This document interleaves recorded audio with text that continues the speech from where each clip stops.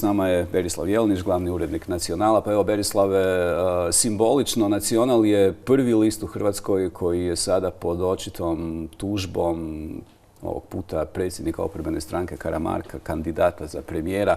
Što to znači? Kakva je to zapravo simbolična poruka i za Nacionala i za medije u Hrvatskoj? Pa nije ona simbolična, ona je vrlo izravna. Ja doživljavam vrlo izravno kao de facto pokušaj zastrašivanja medija. Dakle, ovdje se ne radi o nečemu što je Nacional objavio pa eventualno pogriješio. Dakle, Nacional je prenio autorizirani intervju jednog kredibilnog sugovornika i to je sada predmet spora na sudu. Dakle, to ne je bilo kakvog spora.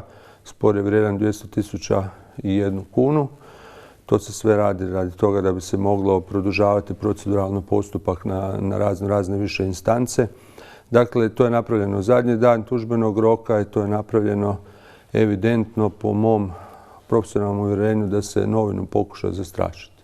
Dakle, to nije prvi puta da gospodin Karamarko radi slične stvari. Dakle, on je nedavno izjavio nekoliko izjava koje su bile pripisivane njegovoj komunikacijskoj nespretnosti. Dakle, on je nedavno prenio poruku nekoj tvrtki koja se bavi istraživanjem javnog mišljenja da pripazi šta će raditi kad oni dođu na vlast pa kao bude uređena država.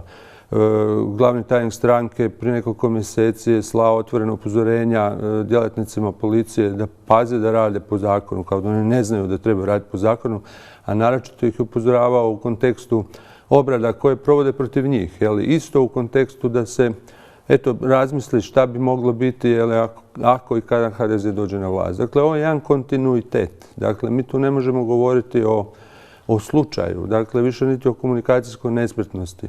Ovo je jedno grubo nerazumijevanje, prije svega kako mediji u Hrvatskoj funkcioniraju, šta je njihova temeljna funkcija i jedan eklatantni primjer u kojem se pokazuje dakle, da se neće prezati od najotvorenijih pritisaka, da se ušutka onaj koji prenosi one vijesti koje nisu po volji HDZ-u ili predsjedniku Karamarku. Posredno ova tužba pokazuje još jedno, dakle, da mi trenutno imamo premijerskog kandidata koji po vlastitom priznanju, odnosno tvrdnjama, dakle, ima narušeno duševno zdravlje. Ja pozivam građane da ona dobro razmisle je li ta osoba uopće kompetentna da se natječe. Mi ćemo vjerojatno na sudu doći u poziciju da psihijatrijski vještačimo to njegovo duševno zdravlje. Dakle, i u tom kontekstu mi ćemo sagledavati sve njegove predizborne aktivnosti.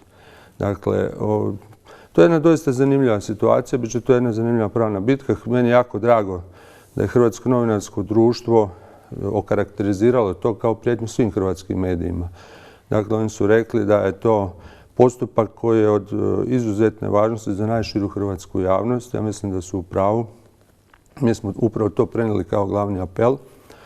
I bit će to jako zanimljivo za pratiti. Dakle, ima tu još nekoliko posrednih stvari koje se otvaraju, dakle, nekih zanimljivih detalja. Neke Manolićeve izjave nisu utužene. Gospodin Manolić je izjavio da je gospodin Karamarko početkom 90-ih u suradnji s njim bio osoba koja se prvenstveno više zanimala za žene nego za posao. To gospodinu Karamarku nije bilo sporno, to recimo nije utuženo. Riječ je dakle o dvije tužbe. Jedna u kojem je tužen sam Manolić i to je očito pravni postupak na koji svako ima pravo. Apsolutno. Ali ovdje je riječ o tužbi protiv Nacionala koji je list i koji je prenio takav intervju. Postoje li u zadnje vrijeme uopće takvi primjeri u hrvatskom medijskom prostoru? Pa, po mojim informacijama postoje. Nevjerojatno, ali postoje. Postoje i nepravomoćne presude u takvim situacijama gdje se davalo čak za pravo takvim osobama. Dakle, ja ovdje želim reći još jednu stvar. Gospodin Karamarko dobio je odmah idući tjedan u Nacionalu adekvatan prostor, dakle, također na naslovnoj stranici, da najavi šta će raditi protiv gospodina Manolića. Dakle, mi smo prvi u Hrvatskoj zajedno sa Večernjim listom najavili da on sprema tužbu protiv Manolića. Iznijeli njegovu stranu te priče nakon višednevnog uvjeravanja. Dakle, gospodin Karamarko je bio pogubljen tjedan dana. Dakle, on nije znao šta će raditi. Dakle, to je tim ljudi smišljao kako će se obraniti od toga. Zašto? Ako je stvar po njemu nesporna. Dakle, evidentno je ta priča njega jako zaljuljala. Vidjet ćemo zašto. proceduralno gledajući, kada je već gospodin Karamarko tužio gospodina Manolića, dakle, možda je trebalo pričekati pravomoćnu presudu u tom postupku, pa onda eventualno dizati tužbu. Bio Berislav Jelinić iz tjednika Nacional.